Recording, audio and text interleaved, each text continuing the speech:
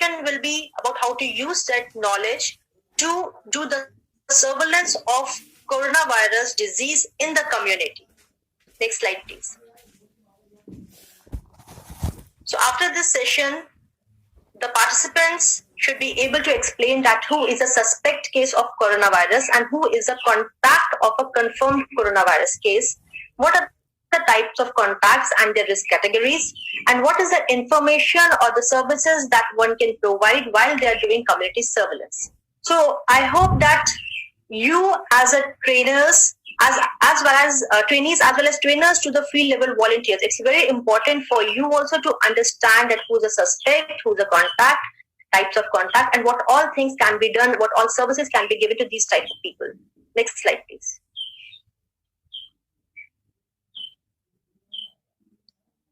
So just previously we had a question regarding whom to test and whom not to test. So for that, we need to identify first that who is a suspect case of coronavirus.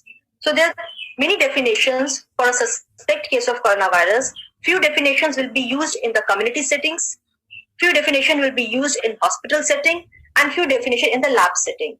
So let us first look into the case definition of suspect case in a community setting.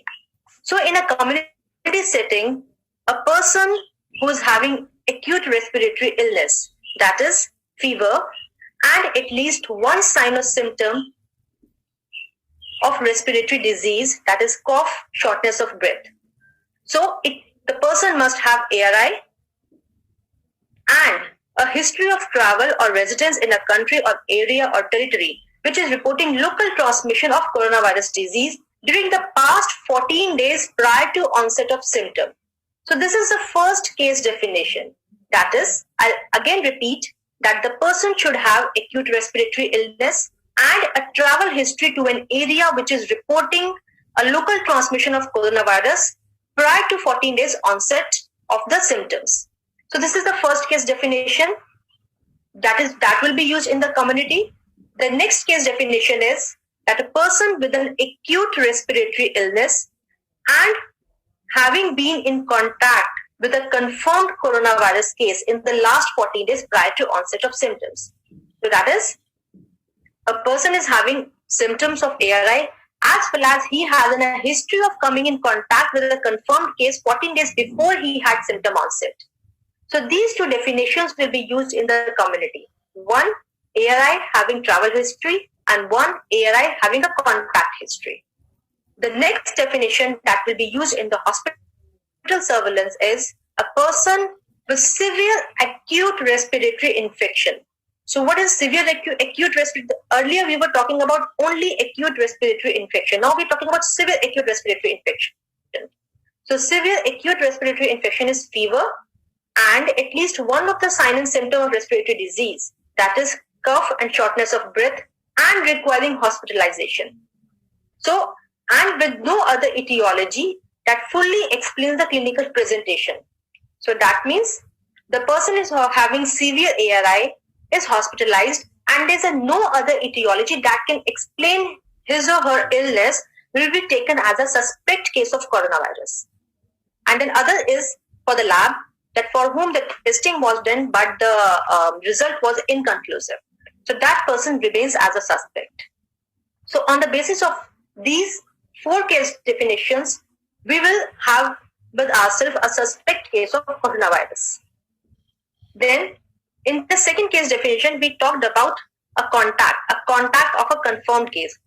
So what is a contact basically? Who is a contact? So below there is a definition that who is a contact.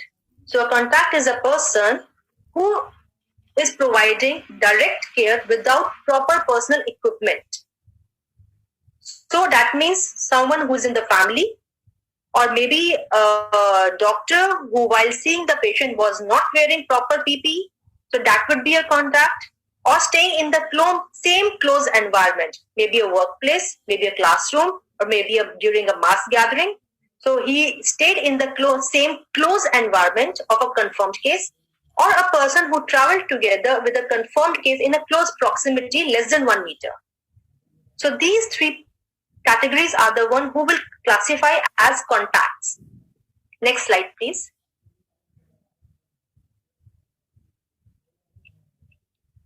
So these contacts could be either high-risk contacts or low-risk contacts. What we have seen till now with our experience is that there are a lot of contacts that we are getting for a confirmed case. So for the ease of surveillance, we have categorized them into high-risk and low-risk contacts. So high-risk contacts are the one which have touched the body fluid of the patient. So we know that from the previous presentations that the mode of transmission, the body fluids like the respiratory secretions, even the blood, the vomit, the saliva, they contain the virus particles. So those who have touched the body fluids of the patient will come in the high-risk contacts. Then or those who had direct physical contact with the body, like they shook hands. We saw in the previous presentation, the one who's coughing may have the virus particles in their hands. So one who shook hands, hugged, took care of the patient, they will come into the high-risk contacts. Then we know that from the hands or from the droplets, when settled on the surface, the virus particles stay there on the surface for quite a long time. So whosoever who has touched or cleaned the linen, the dishes, the clothes will become the high-risk contact. Then we know that someone who lives in the close proximity within 1 meter has a high risk, there's a chances that the virus particles must have reached there.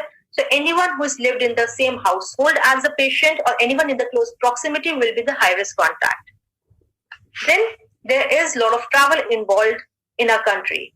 So for the travelers, so how to define between a high-risk contact among travelers? So we have strategized that those who have traveled in the close proximity, that is within 1 meter, for more than 6 hours with a symptomatic person who was later turned to be coronavirus positive, will be a high-risk contact. Other than these, rest of the people will be categorized into the low-risk contacts. So this is how we categorize the contacts in the community or wherever, whichever settings they are present. Next slide, please.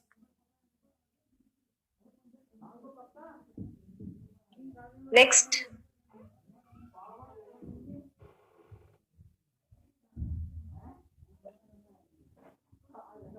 Thank you.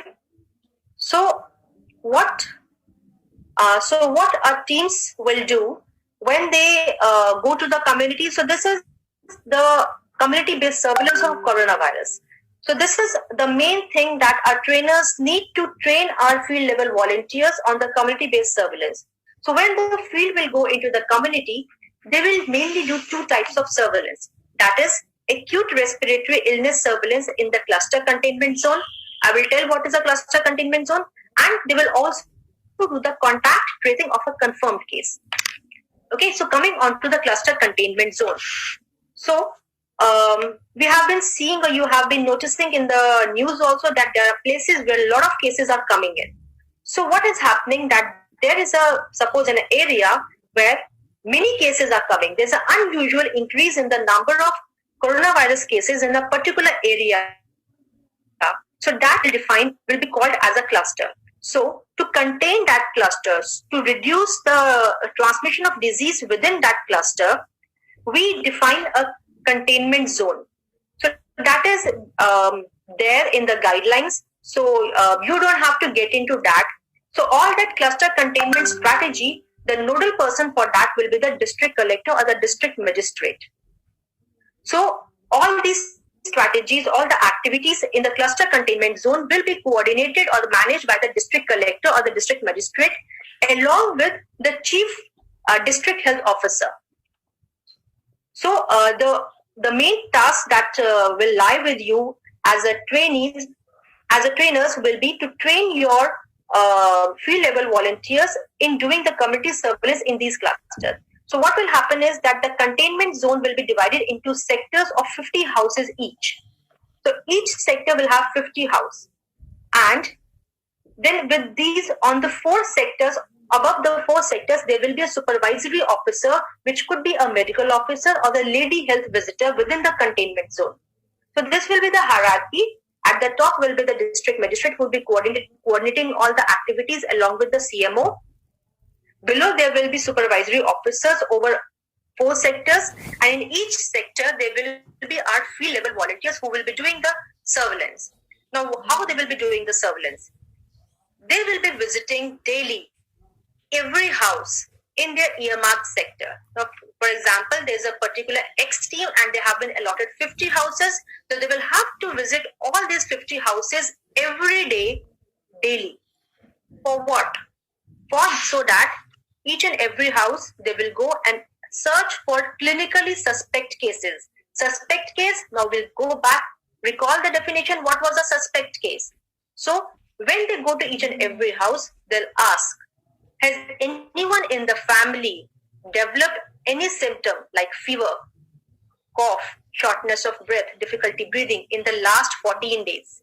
Okay, so here we'll get to know if any one of the family had any symptom of ARI in the last 14 days. Then they'll ask second question, has anyone in the family is a contact of a confirmed COVID case?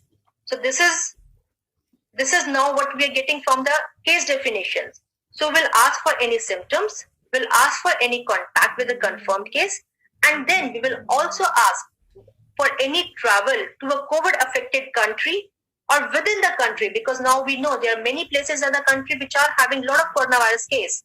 So there was any person who traveled to a COVID affected country or within the country in the last 14 days. So these 3 questions, our trainers have to lay a lot of stress to our field volunteers who are going to the community, so that they'll ask these 3 questions in each and every individual in the houses.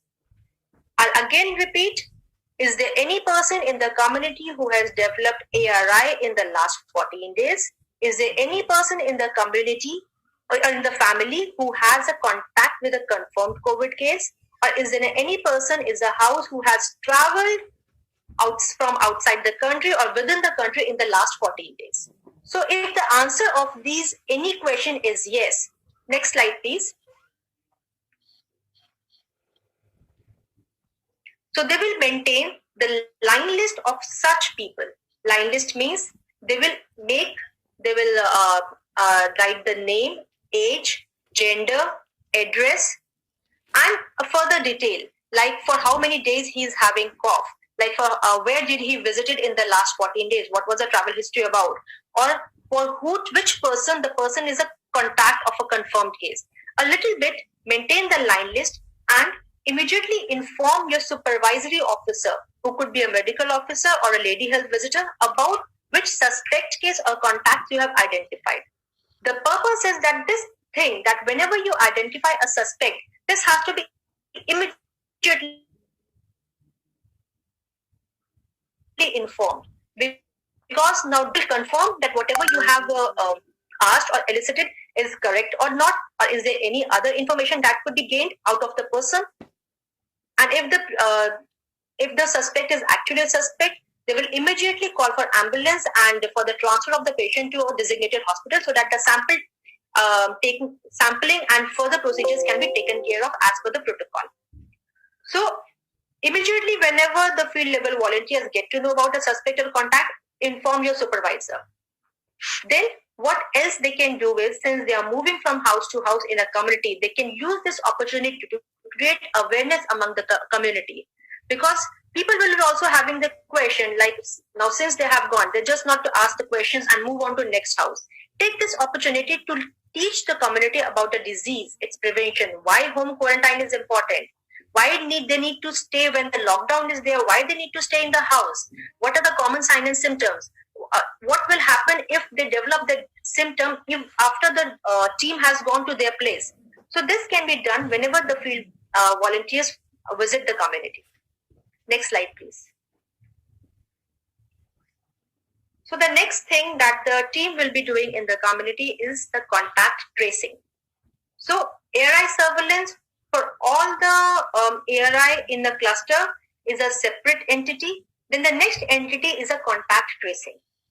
So contact tracing is a very important activity to break the chain of transmission. Okay, so throughout the sessions, we are talking about breaking the chain of transmission through various measures. So this is also one of the activities through which we can break the chain of transmission. So we know Now we know that we have a confirmed case. Suppose we know that we have a confirmed case, and we also know that prior to the confirmation or prior to the confirmation of the case was isolated, the person has moved or maybe have stayed with his family. This is a high possibility. So that means that his family is now a close contact or the high-risk contact of the case. There might be a possibility there are few more contacts of that case. He might have gone outside to buy some grocery. He might have gone to his workplace, or maybe he has dropped his child to the school. So there might be other contacts in the community. So what the team needs to do is do the contact tracing of the confirmed case by visiting the local residents of these contacts. So while visit, what they will do? The team knows that he is a contact. The team knows that a particular, like is a X is a case. So person A is a contact of a confirmed X case. Maybe A doesn't know that he is a contact. So whenever the team goes to that house, introduce yourself. Who are you? Where have you come from? What is the purpose of your visit? Try to first of all gain the confidence of the family. Thereafter open the news that your friend or your known or your acquaintance has developed or is a case of a confirmed coronavirus disease, and for this purpose we are visiting your family. But you all have to tell that doesn't mean that you are also a case of coronavirus disease. But since you have come in contact with the confirmed case, there might be a probability that within the next 14 days, there is a chance that you might also get the disease. So in that case, the person needs to be monitored for at least 28 days after the last exposure to the case patient. So the team needs to ask then when was the last time you had a contact with the confirmed case? Now suppose he made the confirmed case on the 1st of April. So the 1st of April will be the day of the last contact of the day of last exposure. From 2nd of April, his 28 days surveillance period will start, and for the next 28 days, that is till from 2nd to I think 29th, he will be followed. So for the development only of the coronavirus disease, as well as the contact will be home quarantined for the first 14 days, because these are the times where there's a maximum probability of having the disease. I'll talk about this later, but just remember that the total surveillance period or total the monitoring period of a contact is a 28 days. Then further, we can also gain information about who else is a contact. Maybe we can, while doing the survey, we get to know that this person met this fellow also, or he went to some other place also, like this. So more information can be gained about the contacts. Next slide, please. So what to do? So we have identified the contacts. We have gone to their family, explained that you are a contact. Now what to do? So first of all, ask, are you having symptoms now? If they say, no, I am not having any symptom now, so that means they are asymptomatic contact. So for asymptomatic contact, you have to tell them that you need to stay put at your home for 14 days. Okay? The person will be monitored for 28 days, but for the first 14 days, which are the most crucial period, he needs to stop all his movement for all his work and stay put at home for quarantine for first 14 days from the last exposure. Then for the next 14 days also, he can continue his work, but then he has to self-monitor for development of symptoms. Okay? Whenever he develops symptoms, he needs to tell the nearest ASHA A&M telephonically so that he can be taken to the designated hospital and for the sampling. So we know that the home quarantine for 14 days. Initiate self-health monitoring for development of fever and cough. Active monitoring by daily visit or telephone calls by 28 days after last exposure by the ASHA A&M. And then there's another that we have seen that there has been quite a good percentage of positivity among the asymptomatic contacts. So for that, to identify at the earliest whether the contact is a case or not. So we have defined a strategy that the all direct and high-risk contacts of a confirmed case should be tested once. between day 5 and day 14 of coming his or her contact. So suppose even if it's asymptomatic, but on the day 5, the person is positive. So this is how we have got hold of a case as early as possible, and since he was at home, so he has not transmitted a disease to many people. So this is how we're breaking the chain of transmission by doing the contact tracing. Now, if suppose the contact becomes symptomatic, or when you question him, the person was symptomatic. So what you need to do, what the team need to do is give him a mask so that he can put it on a mask. Tell him to isolate himself in the house or in a particular room in a house. Immediately inform your supervisory officer so that they can be taken, or the person can be taken to the designated hospital for sampling and isolation. So I hope this is clear. This is very important aspect of the community surveillance, that contacts, whatever they are, they have to be home quarantined for 14 days. They have to self-monitor their symptoms. Then for the next 14 days, they have again to self-monitor but not home quarantine. And they asymptomatic contact sampling is to be done on day 5 and day 40. So what the team need to do is just inform that this is a contact. The sampling will be taken care by the supervisory officer or the CMO of the district. Next slide, please. Okay, so now we have gone through the major chunk of the community surveillance, like we have gone through the ARI surveillance and the community contact tracing. Now, this is a case scenario which the trainers can ask during their training sessions to the volunteers. Okay, so this is a case scenario that there's a young guy, 30-year-old Sunil. He works in Mumbai as a teacher in a small school and has returned back home for Holi. Okay, so Sunil has been confirmed with coronavirus. Now his family is worried. So there's a lot of information which is hidden in this scenario. So what will you do? So this question can be asked to your volunteers so that they can answer. So we know that Sunil is 30-year-old and he has been coronavirus positive. Now his family is worried. Now his family is a close contact. There might be a possibility that wherever he's working in Mumbai, people there are also contact. Okay, so this information needs to be provided to the other state.